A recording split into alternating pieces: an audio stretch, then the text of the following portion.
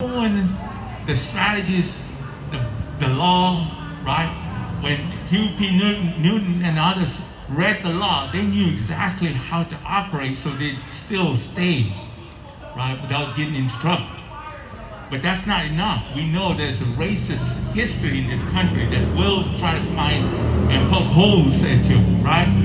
So I want to appreciate the assimilation, but I also want to appreciate folk who have taken it upon themselves to read, to write, right, to exercise their intellectual as well as their passion, right? And so maybe what we need is the idea of learning, right? So having these kinds of sessions and say, let's educate each other, right? Brother Eli does that every day, right? He's teaching people about voting, right? Because our history is not about the past.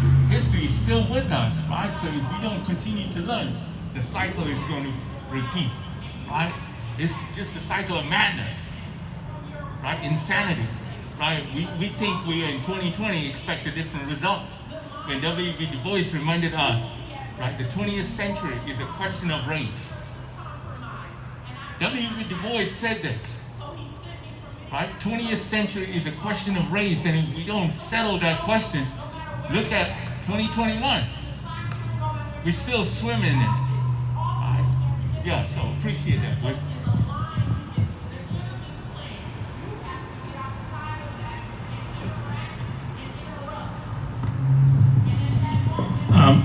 I could also appreciate that tactics of guerrilla war. So they weren't going to be able to beat them with tanks and planes, but they just used that, just like how the Taliban gets busy and how they're able to defeat a lot larger foes. They do it with guerrilla warfare. And then also I was looking at how like a lot of the 9/11 cats got on that plane. They didn't get on that plane with jalabis and kufis and their beards. They went ahead and got khakied up, faded up, and got up on there, just snuck up in that joint, and that's what Mr. Freeman was doing with that too. So a revolutionary or somebody who loves blackness doesn't have to look like a certain thing. And by the time 72, 73 rolled around, Black Panthers couldn't wear powder blue and leather anymore. They were a target at that point. They only got to rock that from 66 to about 69, 70, and then they were a target, so they had to wear different things. And so, like, that was important, just, you know, being able to like go underground, and that's where like a lot of the Black Liberation Army started to come about. And when you look at the statistics of, I guess the FBI crime reports has statistics about how many black men get shot by the police. It was a lot in the 60s, a lot more than there is now. And that took a dip once Black Liberation Army started to shoot police in the late 60s. Once they started organizing, started to shoot police, that number started to dip. Once they started to lock up all those BLA cats, then it started to rise back again. So there was no accountability with the police, and I started to get to see that now. Like, that relevance is happening now. Like, if you go ahead and start shooting people, we're gonna burn your shit, we're gonna tear this shit down, and people go ahead and stop. And so, to me, it underscores what you just got through saying, that they'll return from it. I mean, return to it. They won't part from it. And I just need to say to the community and whoever's here listening that there's a whole lot of truth to that. And what's happening is a lot of our children are not being nurtured and brought up in environments. And I don't care if there's just, you know, like we say, well, you know, there's not two parents. Well, that's okay. I mean, it would be preferable for it to be that way, but there's still a foundation that you can lay for your children, that you can talk to your kids about and give them the love, because that's the bottom line. The love, the Bible speaks to it, the love. Higher education to change its routine, right? That's what we're doing. Some of us in higher education, we're pushing them to be activists, right? So there are ways for us to infiltrate, but let us also do that with the intellectual and with our passion. Ain't your block, because I'm paying taxes on this. This is my block. And while you standing on this corner, you on my block. Okay? So let me show you how to get down so you can buy a house, so you can really claim this block. Let's do that. So just, you know, it all goes back to, I mean, it keeps saying kind of the same thing over and over again, but figure out what your position is and play it with excellence. By the name of Bruce Murray, big brother who seen something in me, just coming out from street gangs to activism and trying to be a change agent for the community that I feel like I took so much from. He seen something in me, and that beautiful sister that was just walking past here, Oprah Robinson, they seen something in me and gave me my first opportunity towards a career. But while in that career, I came with so much passion, and I came with a know-it-all attitude, and I had to kind of humble myself and submit myself to their wisdom, and to their experience and their lived experiences. And so being able to do that has been able to push me forward and further in my career and in my life. And at the same time, at 31, I see brothers that's 10, 15 years younger than me, and I can come back to them and do the same thing, while at the same time still taking wisdom and still being humble to my elders and to people who've done this before me and longer than me and have been much more passionate about this type of work than I call myself in. So those are some things that I took from the movie and have applied to my life, and that's how it impacted me in ways. Me and impacted me so greatly that was back in the, like I said, the 70s when I seen the film, and we're in 2020. I built a program that started in 1993 based off what I seen in that film. If you talk to any generation of Check Yourself crew members, and like I said, the program existed in 1993, so I'm doing the grandkids of some of the young people that were in my program. They will tell you. If anybody said, oh, what film is Mama Shy, does Check Yourself crew? Spook the Sat by the Door. There were just days when things were happening, I come in, everybody sit down. We shouldn't have watched Spook the Sat by the Door. And I wanted to say something to, back to the piece about the positions.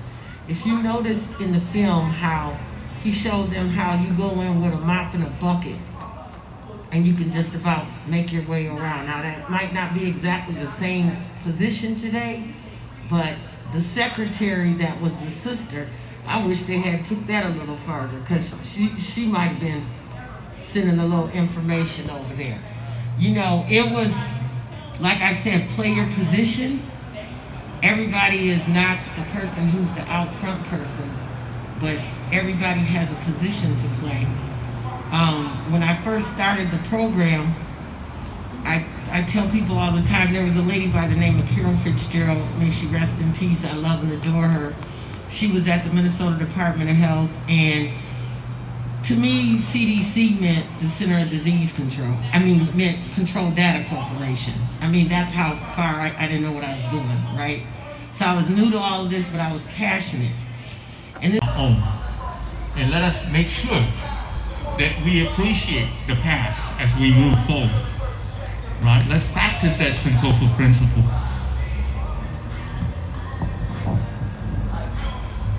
To a certain extent with nonviolence, it's kind of like that. Infiltration is kind of like that. And my experience had been, because I was so passionate and because I had a high level of emotionalism attached to blackness and activism, I always was the fly that was getting swatted. And until I turned it into logic and some type of National Guard was across the street, just kind of stuck, and just looking at like the self-determination right here on this corner, up and down Broadway. It was like a beautiful thing, night after night, and it was organized, and it just made me proud. It's like cats took up the baton, and now it's like their leg for these young guns to go ahead and run with it. So.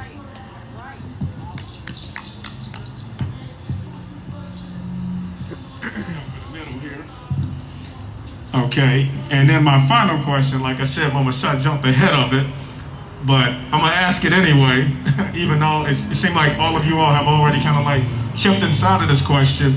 But I was listening to Nipsey Hussle, and in one of his raps, actually his last album was gonna be titled The Spook Who Sat by the Door. But one of the lines in one of his songs, and it's one of the most epic lines, is when he addresses the spook who sat by the door. And in one of the interviews that he gave, he said the statement, he said, learn how to infiltrate and be quiet while doing it. And so when we hear that statement, learn how to infiltrate and be quiet while doing it, how does that resonate with you? What does that statement mean to you when you hear that? Learn how to infiltrate and be quiet while doing it. In relationship to us watching this man infiltrate the CIA, and the difficulty, that the level of stress and the level of tension and even animosity from his own people that he experienced as he infiltrated that, while still being quiet about whatever his ultimate plan was. So how does that resonate with you? Learn how to infiltrate and be quiet while doing it.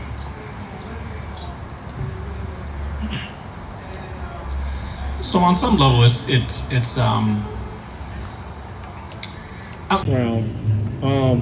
are having the ability sometimes to fade back and to be quiet and to not be so out there, you know, with the moves that we're making or the tactics that we are going to import.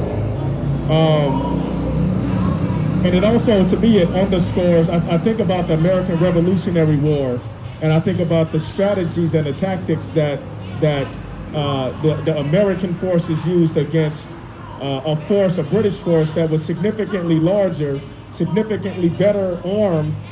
They had, you know, they were better trained. They had more experience in warfare, but the guerrilla tactics that they utilized, and I think more than that, the belief that they had in their own heart in the righteousness of their cause. And I'm not putting no judgment on them, I'm just, you know, recognizing that that's what it was. I think that is also something that's relevant to our fight today, that even though we might be going up against a force that's significantly larger, our strategies and our tactics and the righteousness that we believe in our heart, I think, is significant too. So I really do appreciate both of those statements. The next question that I want to ask, I'm gonna let the motorcycle go by. All right, man. The next question that I want to ask is, how has this film impacted you personally? How has this film, and I heard some of us kind of speak to it a little bit, but personally, how has this film impacted you, and how has this film informed any of the work that you're doing today? And I'll say one last thing, all right? I mean, look at President Obama. He infiltrated, right? For all I know, he infiltrated something that we never thought will happen, right? People would be crying when they saw him take on that stage, right? And today we have Kamala Harris, right? These sisters and these brothers are infiltrating, right? So how are we supporting them, right? What are we doing so that when they stand up, they know that we are there for them, right? So infiltration is not about just physical infiltration, y'all. We need to intellectually infiltrate the systems and then turn that system around to work for us, right? And not repeat the same mistakes that they have been doing. Because we know the street knowledge, we know what's good, right? Now that I'm there, I'm gonna change this, right? Change higher education to be an activist campus, not just a thing. The fly on the wall, and I can get in spaces, and if I can zip my mouth, I can learn more because I can hear so much more. And then I can come back to the community and I can build with brothers and sisters about what it was that I heard in that meeting that I just sat in on and was quiet during the whole time, right? So that's what I think about when I heard Nipsey say, the spook who sat by the door, this the infiltration. That's what I thought about when I heard that.